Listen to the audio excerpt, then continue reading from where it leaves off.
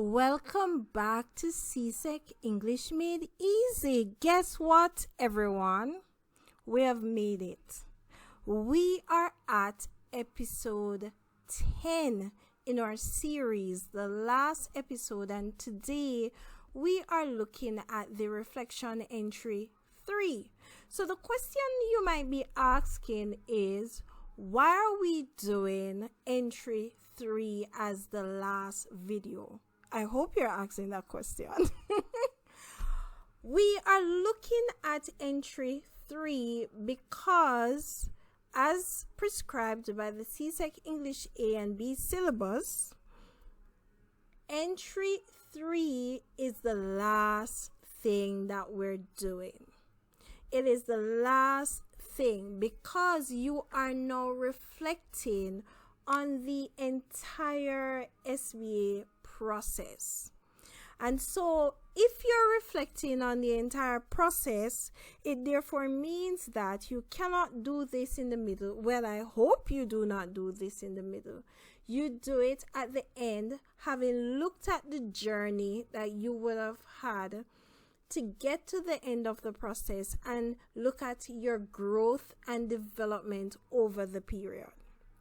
Remember, we said in previous lessons featuring entries 1 and 2, we would have said that the total word limit for the reflection overall, the reflection is 450 words. And we would have said that you decide how you distribute those 450 words over the 3 entries. Now we have right here recommended 150 words, but as stated just now, you can decide how you distribute those words. Now I would also venture to recommend to you that this entry, don't let it be 50 words, please. I can do 120, I can do 125, I can maybe do 115, but ensure you have enough words so your ideas are presented and explained in a way that the examiner will be able to mark what they're looking for, all right? Or to have substance to mark, I should say. Now, you would have seen this before, and in entry 3, I personally think entry 3 is the easiest entry to do for the reflection because you are looking at how the SBA process would have impacted you, how you would have grown from it, what skills you would have developed, how the process would have impacted your overall growth as a student of English. Now, typically, you have students who, when they get to entry 3, they're so overwhelmed. They're like, I don't know what to write.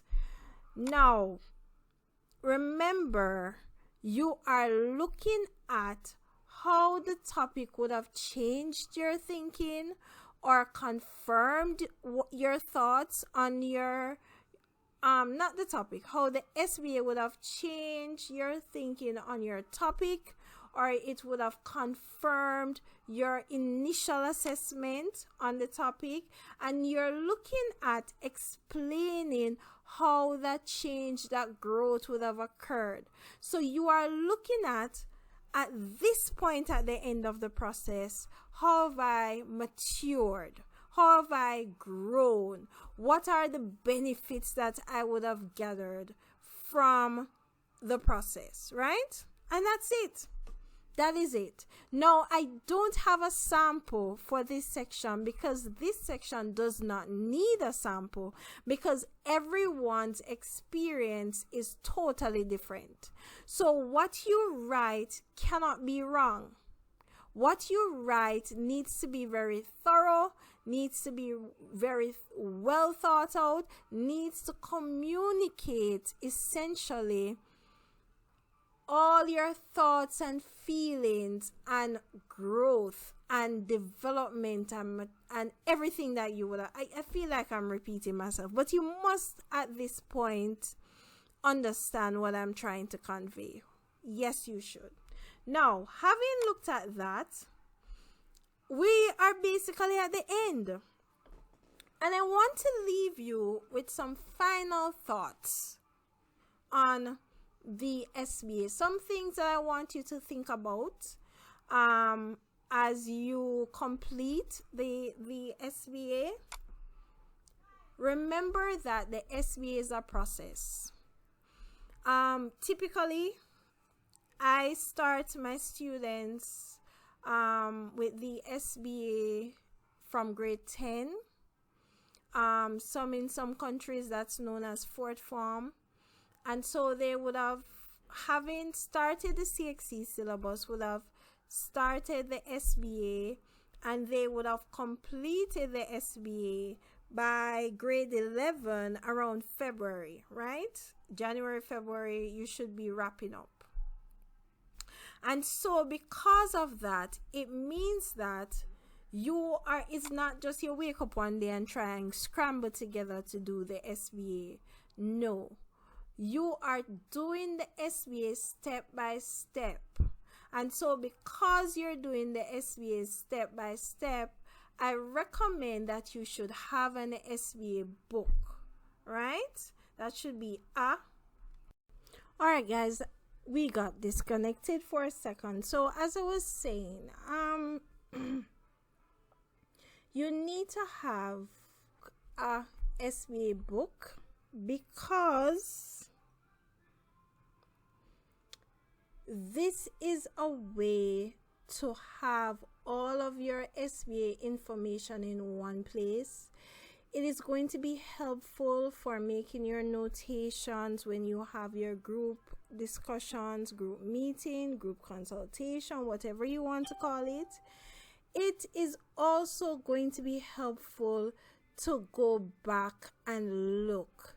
So especially when you are doing any aspect of the SBA, if you're having any challenges, it is good to make small notations, because after a year and a half, I don't know about you, but for me, I tend to forget information, right? For me, if my brain does not deem it to be important, my brain forgets about it. And so in order for you to be able to remember important details that you're going to need to put in your written report, and you're going to need to put in your reflection entry 3, it is good to have the information stored somewhere. If you're able to keep it in your regular language notebook, fine, no problem. And it doesn't have to be anything big or fancy. Now, this is something that students don't like to do. Rewriting sections of your SBA is normal. Once again, going back to the idea that the SBA is a process. You would have written your plan of investigation in grade 10. In grade 11, when you're doing your final compilation of your work and you're ensuring that everything is modified, right? Prepared to be submitted. Your SBA is prepared for submission, If you see something that you don't like how you wrote it, you don't like how it was phrased, it's okay to edit. It is expected that you are going to rewrite, you're going to edit. That is a part of language. That's a part of the writing process. So do not adopt the idea that I write it once, it's it, I don't care, I'm not going to edit. No. Please remember that. Now, I mentioned this when we spoke about creating SBA groups, and I spoke about it as well when we spoke about finding your SBA stimuli. And I spoke about it again when we spoke about the written report. to show you how important it is. You need to be mindful that there might be movement in your groups over the period. What do I mean? You might have members who might transfer to other schools, who might not be sitting the CXC exam, and so your group would have started out with 5 persons, and now the numbers are significantly less. It therefore means that if you are the only person, by the time it comes to grade 11, who is still in your class, who is still in your SBA group, it might mean that you might have to join another group and you might have to restart. So all of that is dependent on the movement and what your teacher might let you know what you need to do.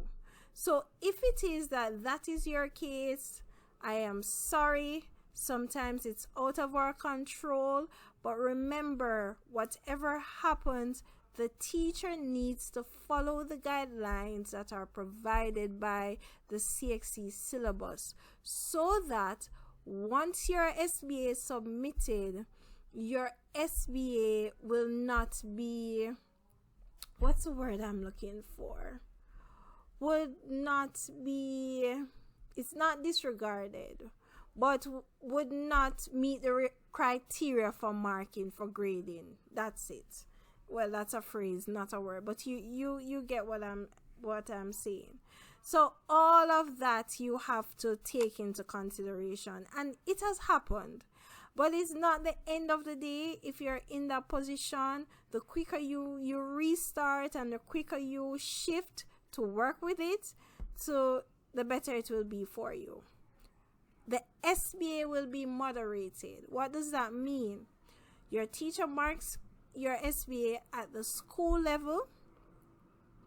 The SBA is submitted to CSEC, and the CSEC has examiners that are going to remark your SBA to ensure the marks that are given, the marks are valid and they are in line with the criteria that they would have laid out in the syllabus. It therefore means that if your SBA is submitted and you might have received 40 out of 45, it therefore means that based on how it is marked, the grade might go up, might get 1 or 2 marks more, or the grade might go down. So do not take it for granted that, hey, I'm going into the exam and I have 40 out of 45 and I've arrived. There might be movement in your grades depending on what the feedback is from the moderator. So it therefore means that when you go into the exam, you are going into the exam bringing your A game, because you do not know what might be the outcome when your SBA is remarked. Once again, I don't want to scare you. I'm just keeping it real. And you have to therefore follow the instructions of your teacher. Whatever direction that you're given, you might not like it. Your teacher might recommend that you take a particular approach. You might not like it. You might want to do your own thing. If you do your own thing, it is to your detriment. So I love to tell my students, hey, whatever you want to do, if you do it, just know that this is the way that I have recommended that you take. And if you don't take it, whatever consequences come your way, that is, you have to live with. So let me continue. Final thoughts. Students have a tendency, I don't know if I am the only one who might have encountered this. Students have a tendency that once they're recommended for CSEC English A or B, once the recommendation is done, they feel like they have automatically passed the exam. And so in a number of cases, students don't want to complete the SBA. And so teachers will have to run and beg and plead and demand for the SBA to be done. Remember,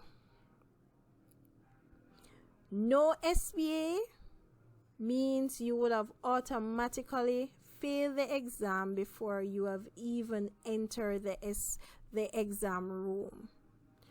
The last time I checked, it could have changed, but to my memory, last time I checked, I think the SBA was 20-something% of your overall grade.